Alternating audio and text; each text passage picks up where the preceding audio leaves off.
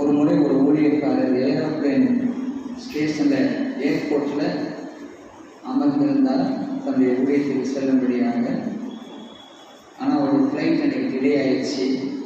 அவங்க அனௌன்ஸ்மெண்ட் பண்ணுறாங்க. அது ரொம்ப கஷ்டமாக இருந்துச்சு அவர்.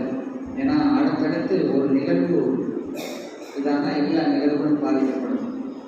இவ்வளோ இந்தியாவிலிருந்து இப்போ சவுதிக்கு போய் ஒரு பிரசங்கம் பண்ண போகிறாங்கன்னா அன்றைக்கி காலையிலேயே 2 சர்ச்சுக்கு அவங்க ஒருவேளை அப்பாயின்மெண்ட் கொடுத்துருப்பாங்க. அப்புறம் சாயந்தரத்தில் போய் இன்னொரு சபையில் அவங்க பிரசங்கம் பண்ண இப்படி இருக்கும் வச்சுக்கோங்களேன். அந்த டிலே ஆனது அவ்வளோ அவருக்கு ஒரு கஷ்டத்தை கொடுத்தது. பக்கத்தில் இருக்கிற அவர் உட்காந்து பேசுகிறார். பக்கத்தில் பேசும்போது அவர் மிகவும் மனம் உடைந்தவராக இருந்தார். நிறைய டிஸப்பாயின்மெண்ட்ஸ், ஒரு குடும்பத்தின் பிரச்சனைகள், வியாபாரத்தினுடைய பிரச்சனைகள். இனி அவர் ஒரு தீர்மானத்தோடு அமர்ந்திருந்திருக்கிறார்.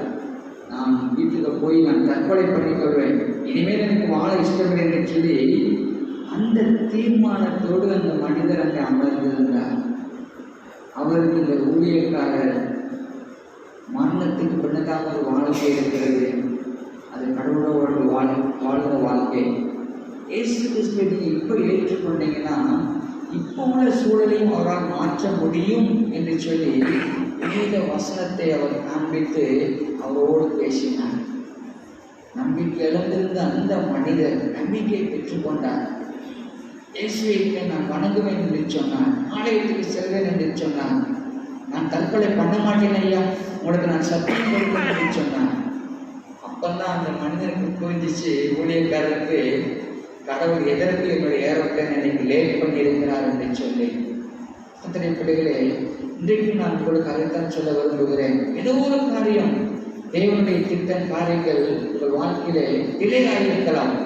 ஆனால் இன்றைக்கு தேவனுடைய திட்டத்திற்கும் அவருடைய யோசனைக்கும் இடம் கொடுத்து பாருங்கள், சம்பவத்தை காண்பீர்கள் என்று சொல்ல விரும்புகிறேன். கண்களை ஜெபிக்கலாம். தகப்பனே, இந்த நாளுக்காக கிருமிக்காக நன்றி செலுத்துகிறோம். அப்பா, நீர் எங்களை வாழ்ந்தது நமக்கு எல்லாம் தெரியும். இந்த கால நேரத்தில் உடைய பாதத்தில் வருகிறோம். எனக்கு அன்பு பிள்ளைகளுக்கு உடைய வாழ்ந்திருந்தால் எங்களோடு இடைவெளி ஆண்டவர் இயேசு மூலம் ஜெபிக்கிறோம் பிதாவே. ஆமென், ஆமென், ஆமென். நன்றி. இந்த ஏசாயா 55 அதிகாரத்துக்கு பேரு gospel of the old testament, பழைய ஏற்பாட்டினுடைய நற்செய்தி அதிகாரம் என்று இதற்கு பெயர். நீங்கள் 55:1 வாசித்தீங்கன்னா அங்கே எல்லாரும் வாங்க, உங்களுக்கு நான் இலவசமாய் தருகிறேன், ஜீவ தண்ணீரை பெற்றுக்கொள்ளுங்கள் என்று சொல்லி ஆரம்பித்து கடைசியில் ஒரு மகிழ்ச்சியை இந்த அதிகாரம் முடிகிறது. அதாவது ஒரு நற்செய்தியை, ஒரு விடுதலையை ஏசாயா 55 அறிவிப்பதினாலே இதற்கு பெயர் gospel of the old testament அப்படின்னு சொல்லி பேர் இருக்கு. இந்த வேத பகுதி பார்த்தீங்கன்னா இஸ்ரவேல் ஜனங்கள் இன்னும் பாபிலோனிலே அடிமைத்தனத்தில் இருக்கிறார்கள். ஆனால் அவர் நம்பிக்கை இழந்துட்டாங்க. இனிமேல் நம்ம தேசத்துக்கு போய் எப்படி காசாவை பார்த்தா இனி இந்த மக்களுக்கு வாழ முடியுமா என்பதை கூட அவருக்கு இருந்தது. அப்போ அந்த ஏசாயா தீர்க்கதரிசி இல்லை, கடவுளோட மறுபடியும் உங்கள் இடத்துக்கு கொண்டு போய் உங்களை நாட்டுவார், மறுபடியும் உங்கள் மகிழ்ச்சி சமாதானம் உண்டாகும் என்கிற ஒரு எதிர்கால நம்பிக்கையின் செய்தியை அந்த ஜனங்களுக்கு சொல்லுகிறார். ஒரு எதிர்கால திட்டத்தை, கடவுளுடைய திட்டத்தை ஜனங்களுக்கு அன்றைக்கு ஏசாயா மூலமாக ஆண்டவர் வெளிப்படுத்தினார். இந்த ஏசாயா 55 நாம் திருப்பி வைத்துக் கொள்வோம். அங்கே 8வது வசனம் 9வது வசனம் பாருங்கள். ஏசாயா 55 8 9 அழகாக முதல்ல வாசித்தாங்க. அவங்களுக்கு தமிழ் கஷ்டமாக இருந்தால் கூட அவங்க வாசித்தாங்க. அவங்க தெலுங்கு உங்களுக்கு தெரியும், அப்படியும் போதும் அவர்கள் தமிழை வாசித்து நன்றி செலுத்துகிறேன். இப்போ ஏசாயா 55 8 9 பாருங்கள். என் நினைவுகள் உங்கள் நினைவுகள் அல்ல, உங்கள் வழிகள் என் வழிகளும் அல்ல என்று கர்த்தர் சொல்லுகிறார். பூமியை பார்க்கிற வானங்கள் எப்படி உயர்ந்திருக்கிறதோ அப்படியே உங்கள் வழிகளை பார்க்கிலும் என் வழிகளும், உங்கள் நினைவுகளை பார்க்கிலும் என் நினைவுகளும் உயர்ந்திருக்கிறது. ஆண்டவர் 2 காரியம் சொல்கிறார். அதாவது உங்கள் நினைவுகளும் உங்கள் வழிகளும் வேறு, என் நினைவுகளும் என் வழிகளும் வேறு. அப்படி சொல்லிட்டு வானத்தை அதுக்கு உதாரணம் காட்டுகிறார். he claimed the heaven to be an exam. வானத்தை நீங்கள் ஆங்கிலத்தில் வாசித்தீங்கன்னா ஹெவன் என்று சொல்லி குறிப்பிட்டிருக்கிறது. அன்பு தெய்வத்திலே சில நம்முடைய வாழ்க்கையின் சூழ்நிலைகள் தேவன் நம்மை கைவிடுவது போல தோன்றும், நம்மை வெறுப்பது போல தோன்றும். ஆனால் தேவன் தீமையினால் சோதிக்கிறவர் அல்ல. எல்லாம் நம்முடைய பாவத்தின் விளைவே காரணம். எரேமியா 29:11, எரேமியா 29:12 சொல்கிறது. வாசிக்கலாமா? பாருங்க, மிக ஒரு முக்கியமான ஒரு வார்த்தை. நீங்கள் குறித்து வச்சுக்கோங்க. எங்கெல்லாம் பிசாசு கடவுளுடைய கைவிட்டாரு, கடவுள் உங்களை பிரியமா இல்லை அப்படின்னு சொல்லும் போது அதை சொல்லுங்க. எரேமியா 29:11 சேர்ந்து வாசிக்கலாமா? நீங்கள் எதிர்பார்த்திருக்கும் முடிவை உங்களுக்கு கொடுக்கும்படிக்கு நான் உங்கள் பேரில் நினைத்திருக்கிற நினைவுகளை அறிவேன் என்று கர்த்தர் சொல்கிறார். அவைகள் தீமைக்கல்ல, சமாதானத்துக்கு ஏதுவான நினைவுகளே. நான் சொல்றாரு, அப்பா நான் என் பிள்ளையை குறித்து நான் தீமையை நினைக்க மாட்டேன், என் பிள்ளைக்கு நன்மை சேர்ந்தான் நினைப்பேன். அந்த மாதிரி கர்த்தர் சொல்கிறார், எப்பா அவன் குறித்து நல்லதாக நினைச்சிருக்கிறேன், நல்ல எதிர்காலத்தை கொடுத்து நினைச்சிருக்கிறேன், நல்ல ஆசிரியத்தை கொடுத்து நினைச்சிருக்கிறேன், எதுவுமே தீமைக்கு இல்லை என்று கர்த்தர் நாங்கள் வாக்கு பண்ணுகிறேன். அந்த ஞாபகத்தை வைத்துக் கொள்வோம். கர்த்தருடைய பிள்ளைகளே, நிறைய பேர் நினைக்கிறேன் லாக்டவுன் இப்போ நடந்துச்சு, அமெரிக்காவில் லாஸ் எழுதி போச்சு, இதெல்லாம் கர்த்தர் கொடுத்த பனிஷ்மெண்ட் அப்படின்னு அவன் நினைக்கக்கூடாது. மறுபடியும் இதைத்தான் சொல்லுகிறேன், தேவன் தீமையினால் சோதிக்கிறவர் அல்ல, தேவன் மரணத்தை உண்டாக்குறவர் அல்ல. ஏன்னா நம்ம கிருபையின் காலத்தில் இருக்கிறோம், இன்னும் நமக்கு டைம் கொடுத்துருக்கிறார், இன்னும் நமக்கு இமிடியேட்டா பனிஷ்மெண்ட் பண்ணுகிற ஒரு நீதிபதி சிங்காசனத்தை எடுத்துக்கொள்ளலை. Still we are under grace. ஒருவேளை அந்த வலது பக்கத்து கல்யாணத்துக்கு நேரம் இல்லை, ஆனால் உங்களுக்கு எனக்கு நேரம் இருக்கு. கிருபை. அப்போ இதெல்லாம் எப்படி நடக்குது? there is an antichrist. கிறிஸ்துவுக்கு எதிரானவர்கள், ஒருவேளை பிசாசின் கிரியைகள், மரணத்தை கொள்வது, யோபு கொல்லணும், அதுதான் யோபு அந்த பிசாசின் திட்டம். எனவே நீங்கள் நான் ஞாபகத்தில் வைத்துக் கொள்ளும் கர்த்தருடைய பிள்ளைகளே, ஆண்டவர் தீமையினால் சோதிக்கிறவர் அல்ல. ஆண்டவரின் தீமையை கையாளுகிற தன்மை வித்தியாசமானது. கடந்த வாரத்தில் படித்தோம், நமக்கு வர்ற கஷ்டங்களை கூட தேவன் எப்படி நன்மையாய் மாற்ற விரும்புகிறவர். எனவே நம்முடைய வாழ்க்கையில ஆண்டோடைய திட்டம் நிறைவேற ஒரே வழி என்னன்னு சொன்னால், நம்மை அவருக்கு அர்ப்பணிப்பது. கற்றுக்கிட்ட பிள்ளைகளை, இந்த யோசேப்பு மரியா பரலோகத்தின் திட்டத்துக்கு தங்களை அர்ப்பணித்தார்கள். தேவன் அவர்கள் மூலமாக இந்த பூமியிலே ஒரு விடுதலையை கொண்டு வந்தார். எனவே தேவனுடைய திட்டம் நம்மை அழிப்பது அல்ல, நம்மை உருவாக்குவது, நன்மை செய்வது. அதை இன்னைக்கு நான் விசுவாசிப்போம். அன்பு தேவ பிள்ளைகளே, அடுத்து இந்த வசனம் சொல்கிறது, தேவனுடைய திட்டமும் நேரமும் இணைந்து செயல்படும். His plan and his thought. இப்போ ஒரு பறவை இருந்து வைத்துக் கொள்வோம். அந்த பறவையுடைய 2 ரெக்கை, ஒன்று மட்டும் அடிச்சா பறக்க முடியாது. அப்போ தேவனுடைய எண்ணங்களும் தேவனுடைய திட்டமும், அவருடைய எண்ணம் இருக்கு விசுவஜனம் விடுதலை ஆகும். ஆனால் அவருடைய திட்டம் 4 வருஷம் கழிச்சு அது 2 சேர்ந்து செயல்படும் அப்படி சொல்லவார். எனவே அவர் சொல்ல, என்னுடைய சிந்தனைகளும் என் வரிகள் வேறு என்று சொல்லுகிறார். எனவே தேவனுடைய நேரமும் திட்டமும் சேர்ந்து செயல்படும். நம்ம பிரச்சனை என்னன்னா, தேவ திட்டத்துக்கு ஓகே, அடுத்து அவருடைய நேரத்துக்கு ஓகே கிடையாது. ஆண்டவர் இப்ப செய்யுங்க, ஆண்டவர் இன்னைக்கு செய்யுங்க, ஆண்டவர் இந்த வருஷத்தை செய்யுங்க அப்படின்னு சொல்லி நம்ம அவசரப்படுகிறோம். தேவனுடைய எண்ணம், அவருடைய வழிகள் வேறு என்று சொல்கிறார். தேவனுடைய திட்டத்தை அங்கீகரிக்கிறேன்னா தேவனுடைய நேரத்திற்காக காத்திருப்பதில்லை, தேவனுடைய நேரத்திற்காகவும் காத்திருக்க வேண்டும். God, your plan is okay, but according to my timing, என்னுடைய நேரங்களை செய்ய நம்ம எதிர்பார்க்கிறோம். அதுதான் அங்கே ஆண்டவர் வித்தியாசம் என்று சொல்கிறார். அநேக நேரம் தேவனுடைய திட்டத்தையும் நேரத்தையும் புரிந்து கொள்கிற அளவுக்கு நாம குவாலிஃபை ஆகல, அவருடைய ஸ்பிரிச்சுவல் மெச்சூரிட்டி அப்படி வரல. உதாரணத்துக்கு மோசையை போல வைத்துக் கொள்ளுங்களேன், அவனுக்கு 80 வயசு ஆச்சு, அந்த தேவனுடைய திட்டத்தையும் நேரத்தையும் கண்டுகொள்வது. அங்கே பவுலப்போ சொல்கிறார் கலாத்தியர் 2:20, இனி நான் அல்ல, கிறிஸ்துவே பிழைத்திருக்கிறார்.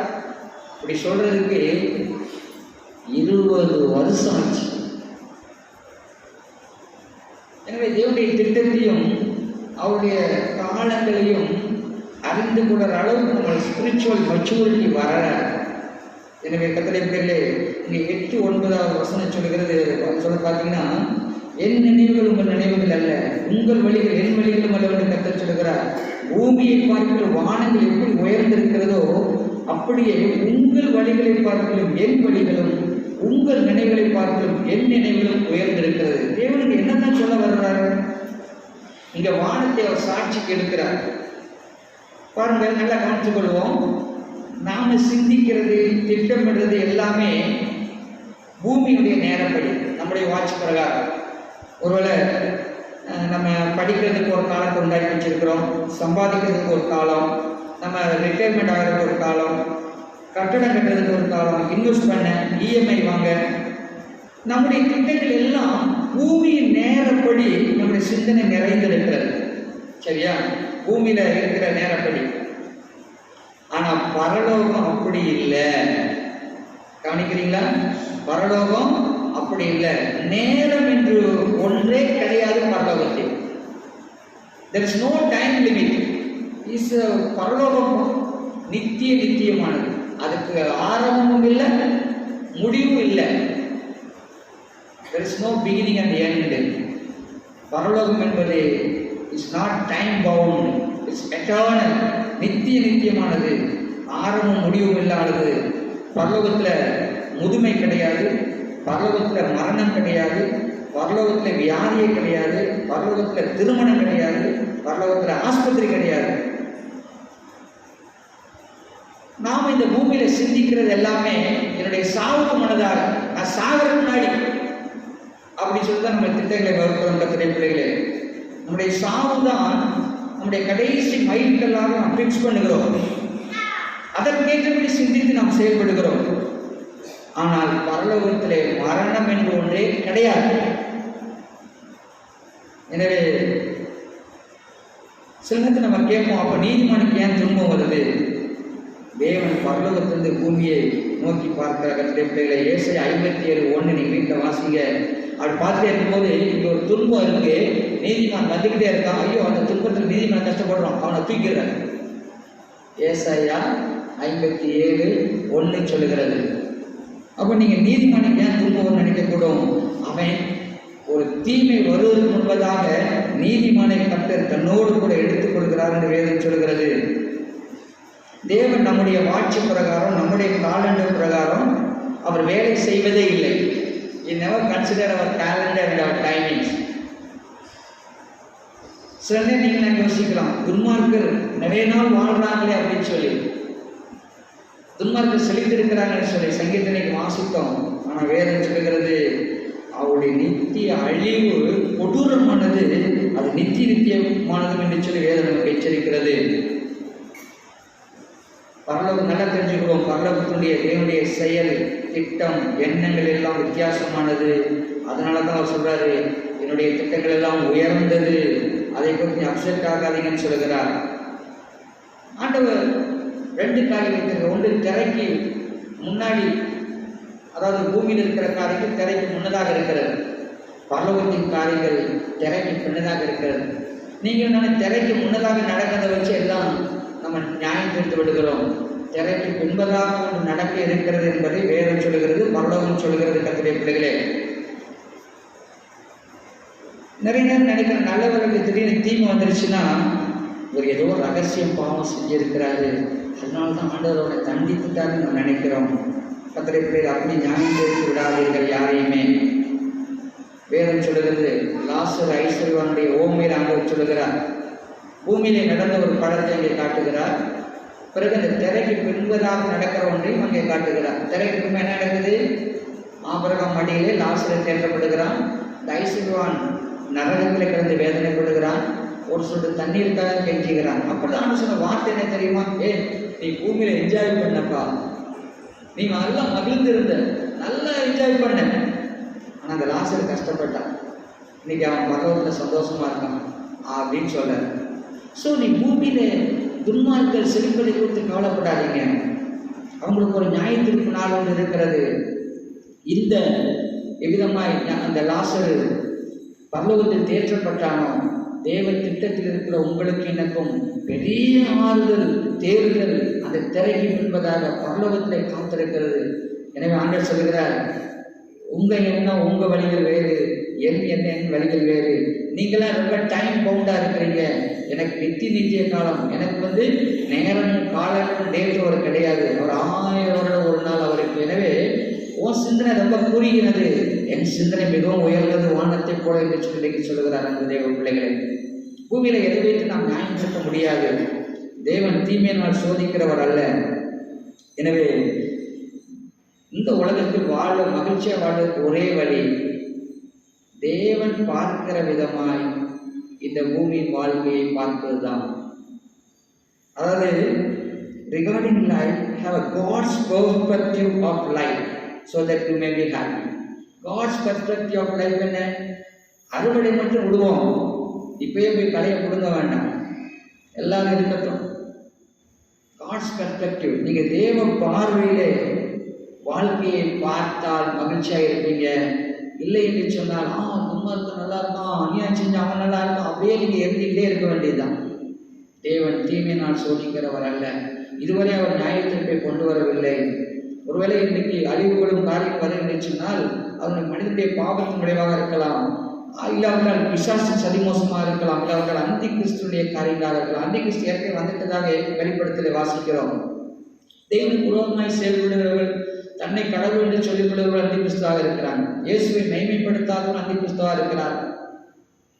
எனவே கர்த்தருடைய பிள்ளைகளே, ஆண்டவர் சொல்றார், என் வழிகளும் என் எண்ணங்களும் உயர்ந்தது, உன் வழிகளும் உன் எண்ணங்களும் தாழ்ந்தது. பூமிக்கு ஏற்றவில்லை இப்படி இருக்கிற, அதனால நீ என்ன செய்யாத, சோர்ந்து போகாத என்று சொல்கிறார். அடுத்து கடவுளுடைய பார்வையிலே life never end with death. வாழ்க்கை என்பது மரணத்தோடு முடிந்து போவதே கிடையாது. அவர் life did not end in grave, left in the tomb. நம்முடைய மாம்சம் அங்க பூமிக்கு போகுது.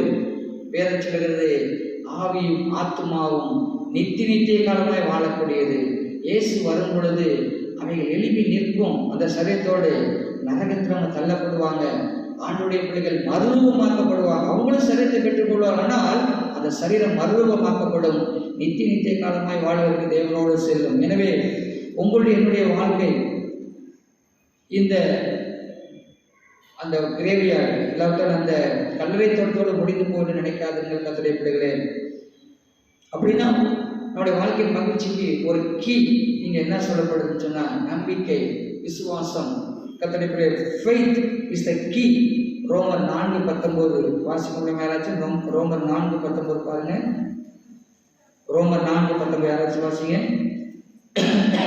சாரி, ரோமர் 4:19.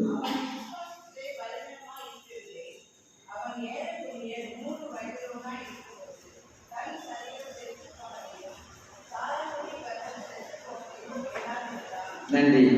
அங்கே ஆபிரகாம் விசுவாசத்தை பற்றி சொல்லப்பட்டிருக்கிறது. நல்ல கவனிங்க. faith is above common sense.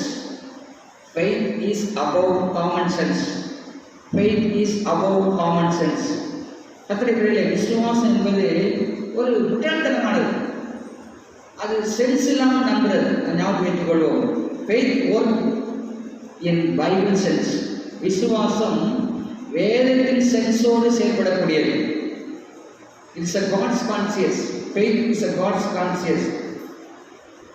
தேவன் பூமியில இயலாத சூழ்நிலையை எடுத்து பரலோக திட்டத்தை புகுத்தி அதை உருவாக்கும். பூமியில இயலாத காரியம் என்ன? அவன் தீட்டு நின்று போச்சு, இவனுக்கு வயசாகி போச்சு, சயின்டிஃபிக்கா முடியாது. தேவன் அந்த நேரத்தில் எடுத்து பரலோக திட்டம் என்ன? ஆபிரகாம் மூலம் இந்த ஒரு விசுவாச சந்ததி பெருகணும். அங்கே ஈசாக்கை கொடுத்தார். எனவே Bible, the faith is above common sense. faith work in Bible sense, in God's conscious.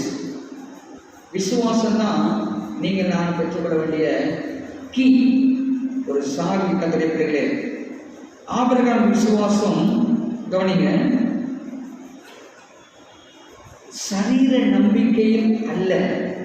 ஆபிரகாமுடைய விசுவாசம் தன் சரீரத்தை சார்ந்திருந்தா இவ்வளவு வயசாச்சுன்னு சொல்லி சோர்ந்து போயிருப்பாங்க. ரோமர்ல அழகா அவர் எழுதுறாரு. அதை அவங்க கண்டுக்கவே இல்லை, தன் வயசான கண்டுக்கல. ஆனால் அவனுடைய விசுவாசம் தேவ வார்த்தையில் வேர்விட்டு இருந்துச்சு, அந்த தேவ வார்த்தையில் வளர்ந்திருந்துச்சு.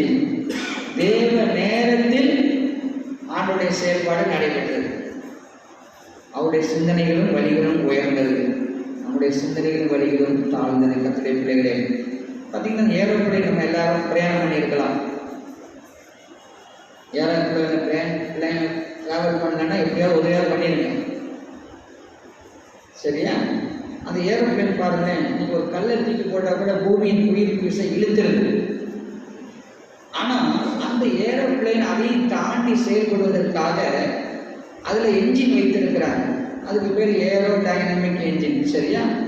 புவியின் விசையை எதிர்த்து செயல்படுகிற ஒரு வல்லையுள்ள என்ஜின்.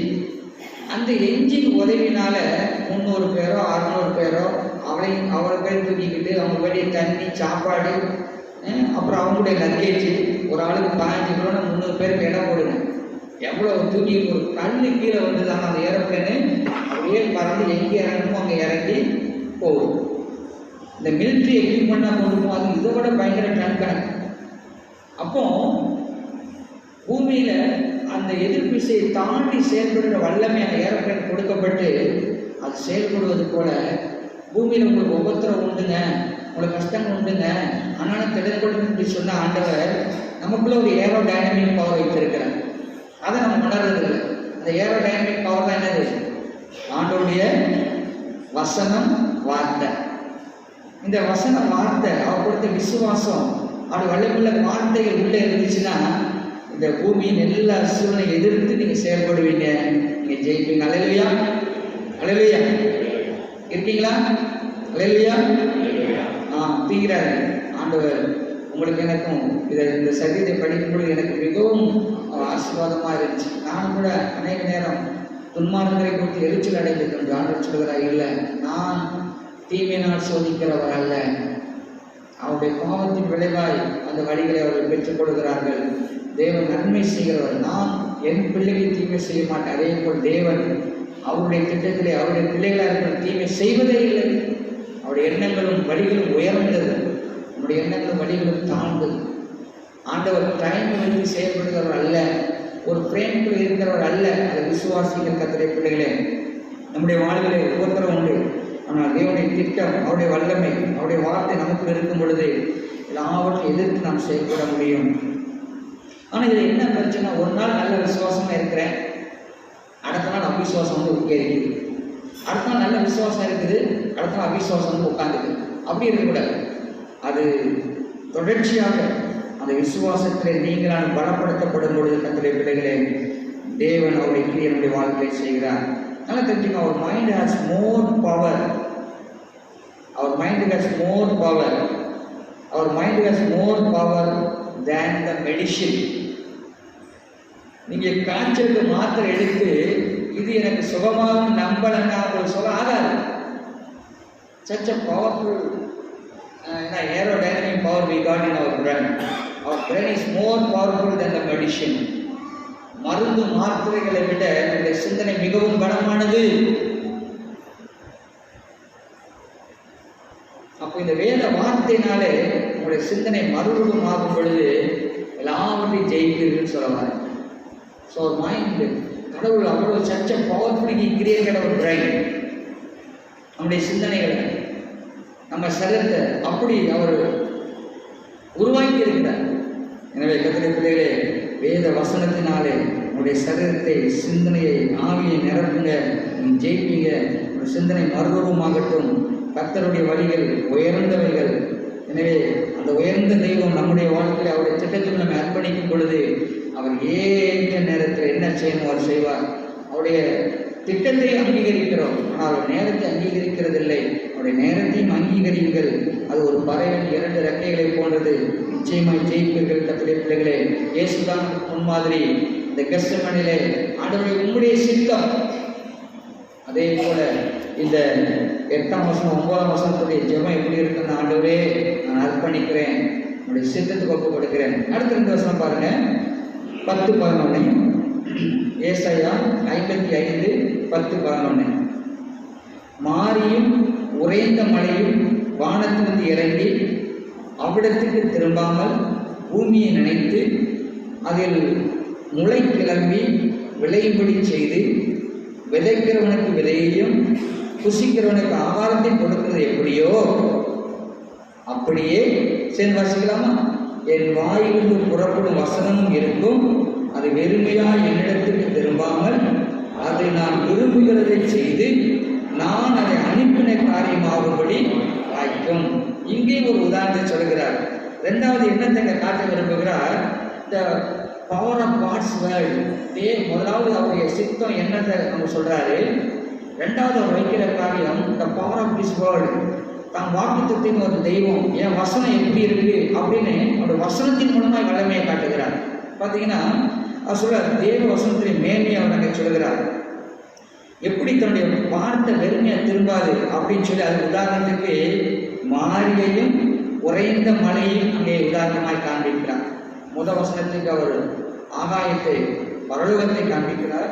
2வதுக்கு இந்த மாரியும் உறைந்த மழையும் அவரை காண்பிக்கிறார். எப்படி மழையும் பனியும் இந்த பூமியில ஒரு கனிவுள்ளதாய் மாற்றுகிறதோ, இந்த பூமியை அறுவடை நிறைந்தாய் மாற்றுகிறதோ, தேவ வார்த்தையை கொண்டு தேவன் நம்முடைய வாழ்க்கையை கனி உள்ளதாயும் பகிர்ந்துள்ளதாயும் மாற்றுவார் என்று சொல்கிறார். கர்த்தருடைய பிள்ளைகளே, அங்கே எப்படி பனியும் மழையும் இல்லைன்னா, அங்கே எலியா காலத்தில் அந்த தேசத்தில் ஆகாப் ராஜா வட ராஜ்யத்தில் பனியும் மழையும் பெய்யல. 3.5 வருஷம் பஞ்சம், இராணுவமே செத்து போச்சு. எப்படி பனியும் மழையும் பெய்யல அந்த பூமியில வறட்சி உண்டாகும், அது போல கர்த்தரை நல்லா தெரிஞ்சுக்கோங்க. நம்முடைய வாழ்க்கையிலே வேத வசனமும் ஆவிக்குரிய வாழ்க்கையும் இல்லைன்னா செழிப்புக்கு வழியே இல்லை. கவனிக்கிறீங்களா? நிறைய பேர் போய் சர்ச்சுக்கு போயிட்டு அப்படி தலையை காமிச்சு வந்து அவர் செழிப்பும் ஆசம் வந்து நினைக்கிறோம். ஆண்டவர் சொல்கிறது, எப்படி பனியும் மழை இந்த பூமியில விளைய செய்கிற மாதிரி என் வசனம்தான் உங்கள் வாழ்க்கையில செழிப்பையும் வளர்ச்சியும் ஆசீர்வாதத்தையும் கொண்டு வரும். கடைசியில் மீண்டும் அந்த கடைசி வருஷத்தில் அது மீண்டும் இருந்து ஆண்டு சொல்கிறார். எனவே 2 தீமோத்தேயு 3:16-17 சொல்கிறது. 2 தீமோத்தேயு 3:16-17 வேத வாக்கியங்கள் எல்லாம் தேவ ஆவியினால் அருளப்பட்டிருக்கிறது. All scripture is inspired by God. Eden தோட்டத்தில் அந்த மண்ணால் செய்யப்பட்ட ஆதாமுக்குள்ள அவன் ஊதினார். அந்த மண்ணை ஆவியவும் ஆத்மாவையும் பெற்றுக்கொண்டது. அந்த ஊதுல ரத்தம் உண்டாச்சு, அது உயிர் உண்டாச்சு, ஜீவன் உண்டாச்சு.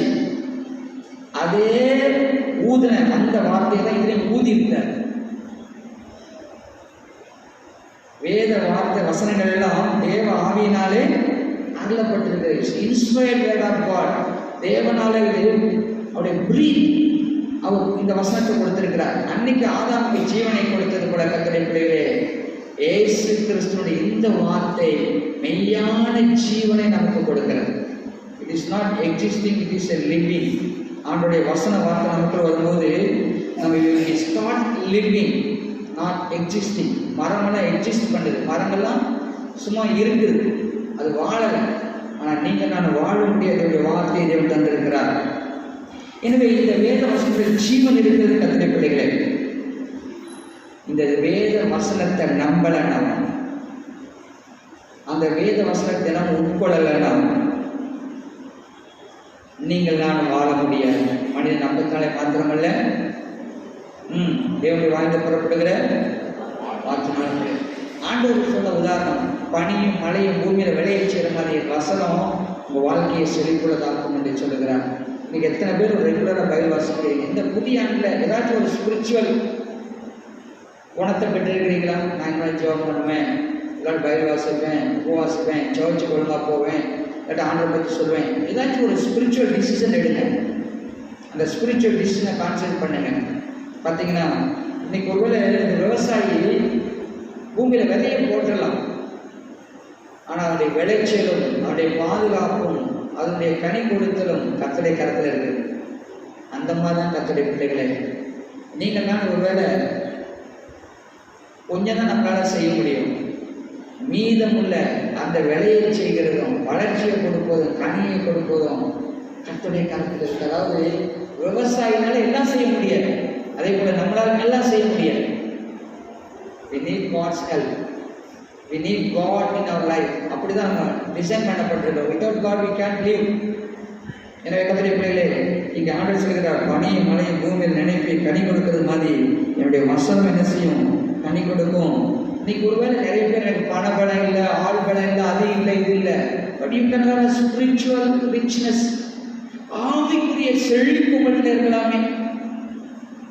You can have a spiritual richness. அதுக்கு தடையே கிடையாது.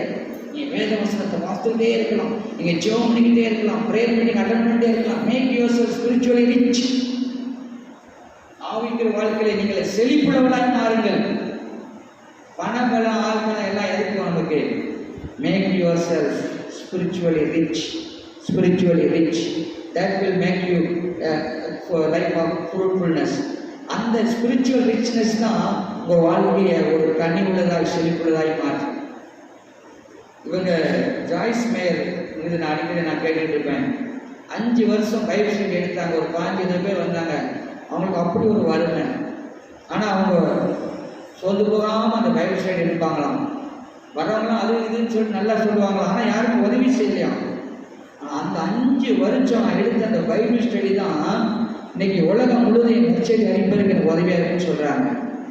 The spiritual I become rich. That was 5 years. அந்த 5 வருஷத்துல என்னை நான் ஆவிக்குரிய வாழ்க்கையில் செழிப்புள்ளவளாய் மாற்றினேன் அப்படின்னு சொல்றாங்க. உலகளாவே ஊழியம் செய்கிறாங்க. இந்த சமாரிட்டன் பாக்ஸ் நிறைய மினிஸ்ட்ரி அவங்க செய்கிறாங்க. அவங்க வாழ்க்கை நிறைய தோல்வி அடைஞ்சவங்க. அவங்க சொல்றாங்க, எனக்கு அந்த எக்ஸ்பீரியன்ஸ்னால இன்னைக்கு நான் நிறைய தோல்வியை கண்டுகொண்டு அந்த எக்ஸ்பீரியன்ஸ் இன்னைக்கு அநேகருக்கு நான் வழிகாட்ட உதவியாக இருக்குன்னு சொல்லி. Make yourself spiritually rich. அதுக்கு எது தடையும் கிடையாது. இன்னைக்கு நிறைய பேர் பணம் இல்லை, பொருள் இல்லை, ஆட்கடன் இல்லை, அதுதான் நினைக்கிறோம். இல்லைங்க, you can make yourself spiritually rich. Read Bible always. எப்போல்லாம் நேரம் கிடைக்கும். எங்கள் மனைவிட்டு இருக்கிற ஒரு நல்ல ஒரு குணம் தான். கொஞ்ச நேரம் கூட உட்காந்து பேசணும்னு சொல்லி நாம பைபிள் வாசிக்கிறப்பான்னு ஓடிடுவாங்க, ஜெபம் ஓடிடுவாங்க. Make yourself spiritually rich. ஆவிக்குரிய வாழ்க்கை நீங்கள் பணக்காரன் ஆகலாமே. ஆவிக்குரிய வாழ்க்கை பணக்காரன் ஆகலாமே. கர்த்தருடைய பிள்ளைகளே, அதுதான் நீங்கள் கனி உள்ளதாக மாறுவதற்கும் செழிப்படைக்கும் வழியாக இந்த வார்த்தை சொல்லுது. இப்போ நல்லா டீப்பாக அதை ஆராய்ச்சி பண்ணுங்க. எப்படி ஆண்டவர் அதை உதாரணத்துறாரு. வானத்தில் கூட பனியும் மழையும் பூமியை செழிப்புள்ளதாகுதோ, என் வசனமும் சும்மா திரும்பி வந்துடாது. அந்த வசனத்தில் நான் என்ன வல்லமையை வச்சிருக்கிறேனோ, என்ன ஆசீர்வாதம் வச்சிருக்கனோ, அது உண்டாகும்படியாய் செய்யும். அல்லேலூயா. எந்த வியாதியும் சுகமாகும், எந்த அற்புதத்தை அதான் செய்ய முடியும். நிறைய சரித்திர காரியங்கள் நான் சொல்லிக் கொண்டு போக முடியும். 3வது காரியம் கத்திரிக்கிறே, the power of God's word. அதாவது தேவனுடைய எண்ணம் வழிகள் மேன்மையானது. இந்த திட்டத்துக்கு ஒப்பு கொடுக்கலாம். 2வது சொல்கிறார், my word has its own power. You can make yourself spiritually rich so that you can overcome anything. 3வது காரியம் சொல்கிறார் பாருங்க, 12:13 சேர்ந்து வாசிக்கலாமா? ஏசாயா 55:12-13. நீங்கள் மகிழ்ச்சியாய் புறப்பட்டு சமாதானமாய் கொண்டு போகப்படுவீர்கள்.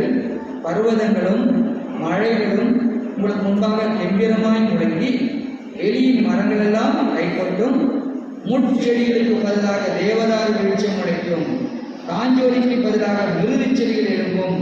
அதை கர்த்தருக்கு கீர்த்தியாகவும் நிர்மூலமாக நித்திய அடையாளமாகவும் இருக்கும்.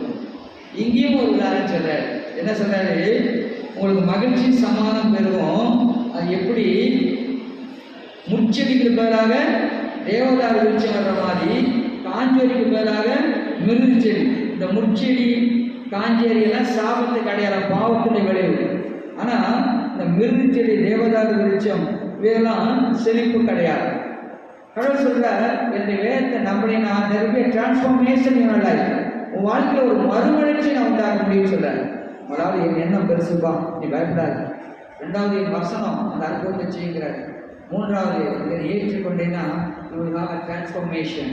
உன் வாழ்க்கையில் அந்த முள்செடி அவங்க சொல்றாரு தேவதாரு விருட்சம் ஆகுங்க, அது காஞ்சோரி செடி மிருது செடியாக மாறும். டிரான்ஸ்ஃபர்மேஷன். ஆவிக்குரிய வாழ்க்கை நீங்கள் ரீச் ஆகிட்டீங்கன்னா you can expect the transformation. அது எப்படி உண்டாகும்? 6-7 வசனம் பாருங்க. அதே 55, 6-7. கர்த்தரை கண்டடைய சமயத்தில் அவரை தேடுங்கள், அவர் சமயமாய் இருக்கிறவரை நோக்கி கூப்பிடுங்கள். துன்மார்க்கன் தன் வழியையும் அக்கிரமக்காரன் தன் நினைவுகளையும் விட்டு கர்த்தரிடத்தில் திரும்ப கடவன், அவர் அவன் மேல் மனதுருகுவார். நம்முடைய தேவனிடத்திற்கே திரும்ப கடவன், அவர் மன்னிக்கிறதுக்கு தயை பெருத்திருக்கிறார். என்ன சொல்கிறார்? இது எல்லாத்துக்கும் ஃபவுண்டேஷனாக இருப்பது ரிப்பெண்டன்ஸ். ரிப்பெண்டன்ஸ், மனம் திரும்புதல். கொள்ளாத வழிகளையும் தீமையான கல்விக்கு மனம் திரும்பி. நிறைய பேர் மனம் திரும்புவாங்க. எப்படின்னா அப்படின்னு ஒரு வியாதி டாக்டர் சொல்லிட்டு அதுக்கு சுகமே இல்லைங்க அப்படின்னு சொல்லுவாங்க. ஐயோ ஆண்டவரே இறங்க கத்துவாங்க. ஆபத்துக்காக காத்திருக்காதீங்க.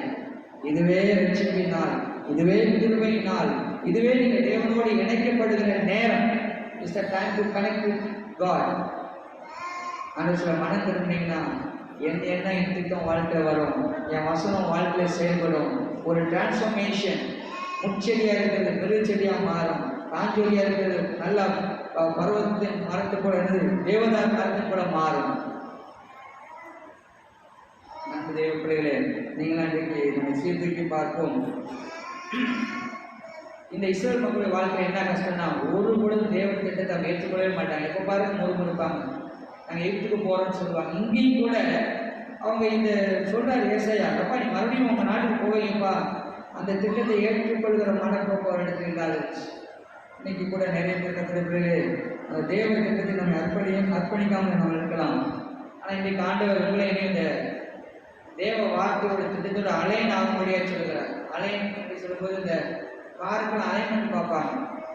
காருக்கு எதுக்கு அலைன்மெண்ட் பார்க்குறாங்க? நீங்கள் பைக்கில் பிரேக் அடிச்சிங்கன்னா முன் பிரேக்கு பின் பிரேக்கு ரெண்டும் நேரம் ஆகிடுன்னா பின் டயர் அந்த சத்து முன்னாடி வந்துடும், அது நம்மளை திருப்பி விடும். இப்போது காரில் 4 டயர், நீங்கள் பிரேக் அழுத்தினீங்கன்னா ஒரு டயர் மட்டும் பிரேக் பிடிக்குன்னு வச்சுக்கோங்க, உங்கள் கார் புஷ் டயர். நீங்கள் ஒரு பிரேக் அழுத்தும் போது 4 வீட்லையும் பிரேக் ஒன்று போல் அழுத்தப்படணும். அப்போ தான் கார் அங்கேயே நீங்கள் அது பேர் அலைன்மெண்ட். 4 ஒன்று போல், அதான் அலைன்மெண்ட் பார்க்கணும்னு சொல்லுவாங்க. அதே போல் நம்ம வாழ்க்கை இப்போ அலைன்மெண்ட் பார்க்கணும். அவருடைய திட்டம், அவருடைய நேரம், அவருடைய வசனம், எண்ணம், என்னுடைய திட்டம், வாழ்க்கை ஒரே அலைன்மெண்ட்டில் வரும் பொழுது தேவன் அற்புதங்களை செய்கிறார், அவருடைய திட்டங்களை நிறைவேற்றுகிறார். கத்திரிப்பிள்ளைகளே, எனவே இன்றைக்கு ஆண்டவர் மனம் திரும்படியால், ஆண்டவரோடு கனெக்ட் ஆகும்படியாக தேவன் அழைக்கிறார். துன்ப நேரத்தில் மட்டும் அவரை தேடாதீங்க, எல்லா நேரத்திலும் அவரை தேடுவோம். இந்த ஜனங்களுக்கு ஆண்டவர் அவங்களுக்கு மகிழ்ச்சியும் சமாதானம் உண்டாகும். நீங்கள் மீண்டும் எகிப்துக்கு மீண்டும் நீங்கள் எருசலேமுக்கு போவீங்க, உங்கள் வாழ்க்கை கட்டப்படும் என்று சொல்லுகிறார். எனவே கத்திரிப்பிள்ளைகளே, நம்மை பார்த்து இந்த ஆண்டவர் சொல்கிறார், நம்முடைய வாழ்க்கை ஒருவேளை செழிப்பு இல்லை, என்னுடைய வாழ்க்கையில் நிறைய கஷ்டங்கள், துன்பங்கள், இதெல்லாம் ஆண்டோடைய கைவிட்ட நினைக்கிறோமோ. ஆனால் நீ ஆண்டவர் இல்லை, நீ என் திட்டத்தில் வந்துடு, நீ என் பிள்ளை, நான் நல்லதுதான் உனக்கு வச்சிருக்கிறேன். எரேமியா 29:11-13 வாசிங்க.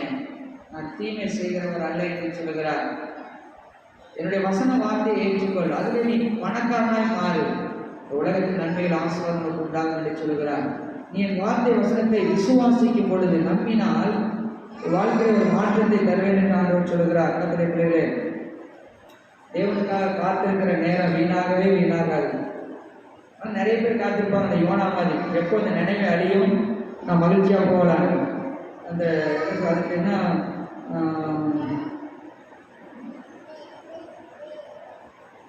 ஒரு ரிபலியஸ் தாட்டோட, ஒரு எதிர்மறையான எண்ணத்தோடு காத்திருப்பதல்ல, தேவனுடைய நன்மைக்காக காத்திருக்கிற கர்த்தருடைய பிள்ளைகளே.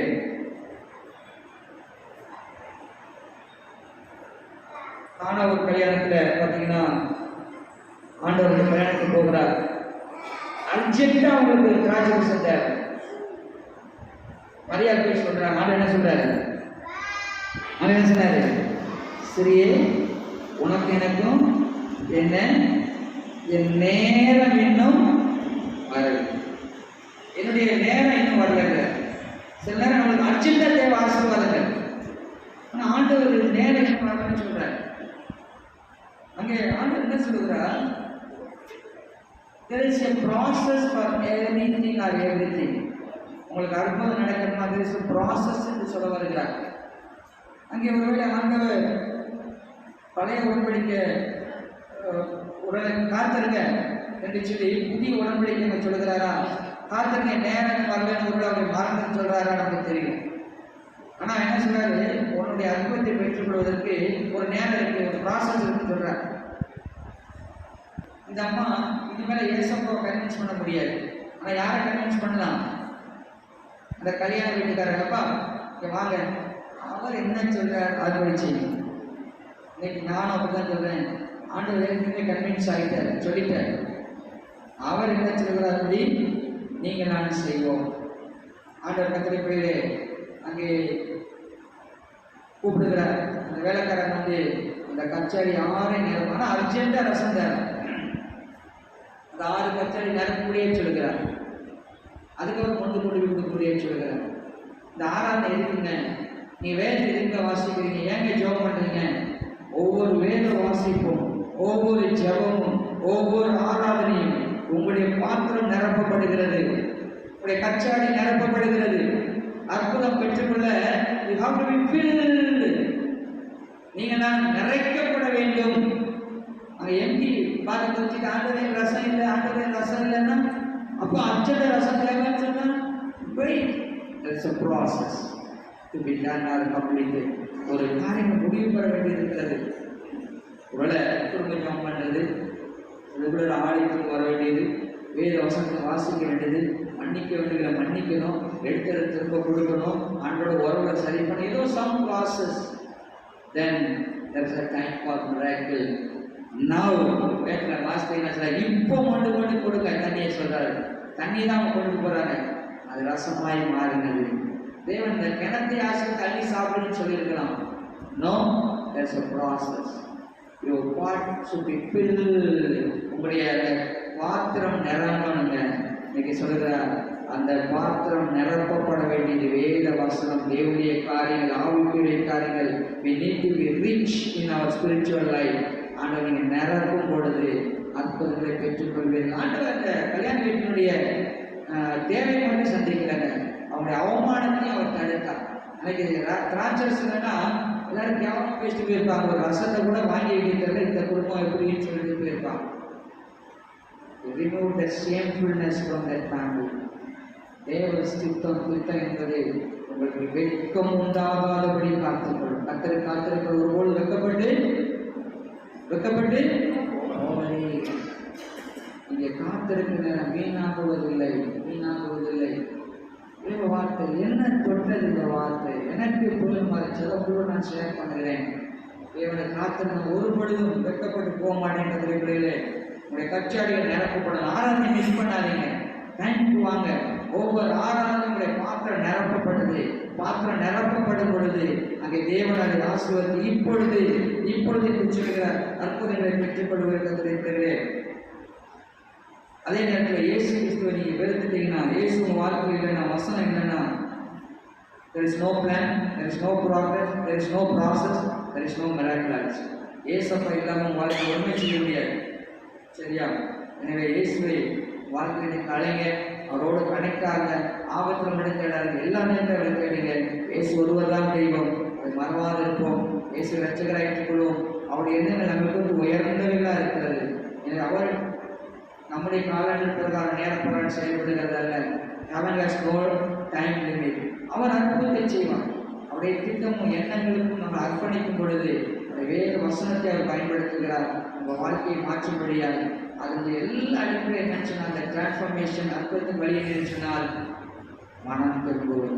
நம்முடைய பொல்லாத வழிகளை விடுமுறையாக தேவன் சொல்கிறார். கேட்கிறே இந்த வீட்டில் நீங்கள் பணி இறைமை 29:11 முதல் 13 வரை. எனவே வேத வசனம் மட்டுமே நம்முடைய செழிப்புக்கும் அற்புதத்துக்கும் வல்லமைக்கும் அவருடைய கிரியைக்கும் ஒரே வழி. வேத வசனம் இல்லாமல் நீங்கள் ஒன்றும் செய்ய முடியாது. நீங்கள் நான் தீர்மானித்துக் கொள்வோம். தேவன் அவருடைய வசனத்திலே வார்த்தையிலே உண்மையுள்ளவர். அவர் சமாதி மகிழ்ச்சியும் தருகிறார். இந்த வருடத்துல நமக்கு ஆரம்பத்தில் அவர் சொன்ன செய்தியும் அதுதான். எனவே இவருடைய மகிழ்ச்சி சமாதானம் நம்முடைய குடும்பத்தை நம்முடைய வீட்டில் நிரப்பட்டும். ஒரு இடத்துல நம்ம போயிருந்தோம். அங்கே வந்து துணியில இந்த தறி அடிப்பாங்க. அந்த தறி பார்த்தீங்கன்னா நிறைய வேதாந்தத்துடைய படங்களை அவங்க வந்து தறி அடிச்சு கொடுப்பாங்க. ஒரு இடத்துல போய் நின்று அதை அடிக்கிற பார்த்துட்டே இருந்தோம். அது மேலே பார்த்தா நூல் நூலாக வந்துச்சு. எனக்கு ஒன்றுமே தெரியல, இது என்ன இவ்வளோ அசிங்கமாக இருக்கு, ஒரு ப்ராப்பராக இல்லையே. திடீர்னு மஞ்சள் கலர் வந்து பச்சை கலர் வந்து இந்த ரெண்டு வந்து கருப்பு வருது அப்படின்னு நாங்கள் பார்த்துக்கிட்டு இருந்தோம். எல்லாம் அவர் அடித்து முடிச்சுட்டு சைடெல்லாம் கட் பண்ண எடுத்து இப்படி இருந்தால திரும்பி காமிச்சார். பார்த்தீங்கன்னா ஏசப்பா அந்த ராமபோஜனம் அதில் அவங்க அதை நெஞ்சிருந்தாங்க. இந்த பக்கம் பார்க்கும்போது அது ஒன்றுமே எங்களுக்கு தெரியல. ஆனால் அது முழுமை அடைந்து பார்க்கும்போது it's a complete very beautiful and attractive picture. ஏசு கிறிஸ்து ராமபோஜனம் பண்ண அந்த படத்தை அவங்க நூல்லையே நெஞ்சிருந்தாங்க. நம்ம வாழ்க்கை இன்னைக்கு நம்ம வந்து பார்ப்போம், ஐயோ என் வாழ்க்கை அலங்கோலமாக இருக்குது, என்ன நடக்குன்னு தெரியலையே நம்ம யோசிக்கிறோம். ஆனால் தேவன் நம்ம நெய்து கொண்டிருக்கிறார். அவர் நெய்து கொண்டிருக்கிறார். இது நாட் எட் கம்ப்ளீட்டட். அவர் முடிஞ்சு அவரை சந்திக்கிற நாளில் அந்த மகிமையை நீங்கள் நாங்கள் காண முடியும். எனவே கத்திர பிள்ளைகளே, அவருடைய எண்ணம் வழி உயர்ந்தது. அவருடைய வசனம் ஒருபோதும் வெறுமையாச்சிருக்காது. அவருடைய வசனத்தை ஏற்றுக்கொண்டால் வாழ்க்கையை டிரான்ஸ்ஃபர்மேஷன், சாபத்தின் விளைவான முச்செடி விருது செடியாக மாறிடும். அற்புதங்களை தேவன் செய்கிறார். எல்லாத்துக்கு அடிப்படையில் நினைச்சனால் மனம் திரும்புது. தங்களை மொழி ஜெபிப்போமா? தங்களை நம்ம ஜெபிக்கலாம். ஹல்லேலூயா, ஹல்லேலூயா, ஹல்லேலூயா. இந்த நேரத்தில் கத்திரிக்கையிலே இன்னும் ஏசப்பாவுடைய உள்ளத்தின் தெய்வமாய் மாறாத இருந்தால் இப்போ அவரை கூப்பிடுங்க. ஏசப்பா இல்லாமல் இவ்வளோ விவசாயி விதைக்க தான் முடியும். மற்றதெல்லாம் அவனுடைய கரத்தில் இருக்கு. நம்முடைய காரியம் எது வேணால் நம்ம செய்யலாம். ஆனால் அந்த மற்ற பகுதிகள் ஒரு நீதி, ஆயுள், சுகம், பலன், ஜீவன், இந்த உலகத்தில் நீங்கள் நினைச்சது எல்லாம் நிறைவேறணும்னா ஏசப்பா இல்லாமல் ஒன்றும் முடியாது, ஒன்றும் முடியாது. செழிப்பெல்லாம் வராது வேத வசனம் இல்லாமல். ஆமாம், பனியும் மழையும் பெய்யலன்னா பூமி வறண்டு போகும். தேவனுடைய வார்த்தை பனியும் மழையுமாக இருக்கிறது. இன்னைக்கு தீர்மானத்தோடு வெளியே போங்க. தினமும் ஜெபிப்பேன், தினமும் வேத வசனத்தை நான் தியானிப்பேன். ஆண்டவரே, என் வாழ்க்கையில வறட்சி வராதபடி காத்துக்கொள்வேன். இன்றைக்கு யார் நீங்கள் தீர்மானிக்கிறீங்களோ இன்றைக்கு தேவன் வாழ்க்கை அற்புதம் செய்ய போகிறார். உடைய கற்சாடிகளை தேவன் நிறைவேறி இருக்கிறார். நான் இப்பொழுது தேவன் சொல்கிறார், கொண்டு கொண்டே கொடுங்கிறார். இப்போ நீங்கள் அற்புதத்தை பெற்றுக் கொள்வீர்கள். நீங்கள் அற்புதம் மட்டும் எதிர்பார்க்குறீங்க. But there is a process. You have to be repent. You have to leave the evil ways. தீமையான வழிகளை விடணும், மனம் திரும்பணும். தேவனுடைய வல்லமை குன்றி போகவே இல்லை. தீமையால் சோதிக்கிறவர் அல்ல. அவர் உங்களை என்னை குறித்து நல்லெண்ணங்களுடையவராக இருக்கிறார். ஒரு நல்ல தெய்வம், ஒரு நல்ல மீட்பர், நாடுகளுக்கு ஜீவனை கொடுக்கிறவர், ஜீவனை எடுக்கிறவர் அல்ல. அந்த ஜீவன் பரிபூர்ணப்பட விரும்புகிற தேவன். இந்த நாளிலே நம்முடைய எண்ணங்களை மாற்றிக்கொள்வோம், நம்முடைய சிந்தனைகளை மாற்றிக்கொள்வோம்.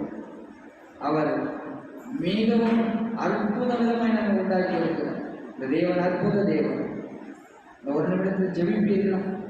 தேவன் எனக்காக இந்த வார்த்தையை கொடுத்தார். நான் இந்த நாளை மனம் திரும்புகிறேன். அதை ஒவ்வொருவரும் தேவனுடைய வார்த்தை மேன்மையாய் கருதி ஆவிக்கிற வாழ்க்கையை பணக்காரராகுங்கள். ஆவிக்கிற வாழ்க்கையை பணக்காரராகுங்கள். இயேசுவை பார்த்து வருகிறேன் அப்பா, இதயத்தை பாருங்கள், எனக்கு கொடுத்த இதயத்தை பாருங்கள். நான் எவ்விதமாய் பார்த்து வந்தவன் ஆண்டவரே, அதே என் பிள்ளைகளுடைய வாழ்க்கையை நான் கொற்றி இருக்கிறேன். இதை நான் சொல்லி இருக்கிறேன் அப்பா. இந்த விதைகளை சற்று பொறுக்கி விடாமல் நூறாய் பணம் கொடுக்க நான் ஜெபிக்கிறேன். பரிசுத்த ஆவியின் வல்லமை நான் ஜெபிக்கிறேன். என்னை அபிஷேகத்தை வழி நடத்துகிற ஆண்டவரை நாமத்தில் நான் ஜெபிக்கிறேன். ஆண்டவரே, இங்க வந்திருக்க ஒரு தெய்வ பிள்ளைக்குள் இந்த வார்த்தை அர்த்தமாய் என்னாதபடி வேத சத்தியத்தை தன் வாழ்க்கையை ஜீவனாய் கொள்ளும்படியா இந்த நாமத்தில் ஜெபிக்கிறேன். வாழ்க்கையை உண்மை முதன்மைப்படுத்தும்படியாக செபிக்கிறேன். ஆவிக்கிற வாழ்க்கைக்கு முக்கியம் கொடுக்கும்படியாக வார்த்தையை செபிக்கிறேன். அப்பா, என்னுடைய உயர்ந்த எண்ணங்கள், உங்களுடைய உயர்ந்த வழிகள் எங்களுடைய வழிகளாய் எண்ணங்களாய் மாறட்டும் ஆண்டவரே. என்னுடைய வாழ்க்கை பரலோகத்தின் திட்டத்தோடு ஒன்றித்து போகும்படியாக செய்யும் அப்பா. பூமி குறைவுகளே தேடி நாங்கள் மண்ணோடு மண்ணாய் போகாதபடி நித்திய வாழ்வை பெற்றுக்கொள்ள உதவி செய்யப்பா. என்னை தாழ்த்தி ஒப்பு கொடுக்கிற ஆண்டவரே, நாடுகையாக நாம் மனம் திரும்பி இனிமேல் இயேசுதாமே தெய்வம், அவரால் எல்லாம் செய்ய வேண்டும் விசுவாசிக்கிறேன். வேத வார்த்தைகளை 100% நம்புகிறேன். தேவனால் ஆவினால் கொடுக்கப்பட்ட வார்த்தை இந்த ஜீவனிற்கு யார் விசுவாசிக்கிறார்கள், யார் இதை தீர்மானிக்கிறார்? இப்பொழுது அனுபவத்தை செய்யலாம். நம்ம செய்ததற்காக நன்றி செலுத்தும். உமக்கு சகல துதிகளை மகிமையை செலுத்தும். இயேசு மனமை வேண்டிக் கொள்வோம் பிதாவே. ஆமென்.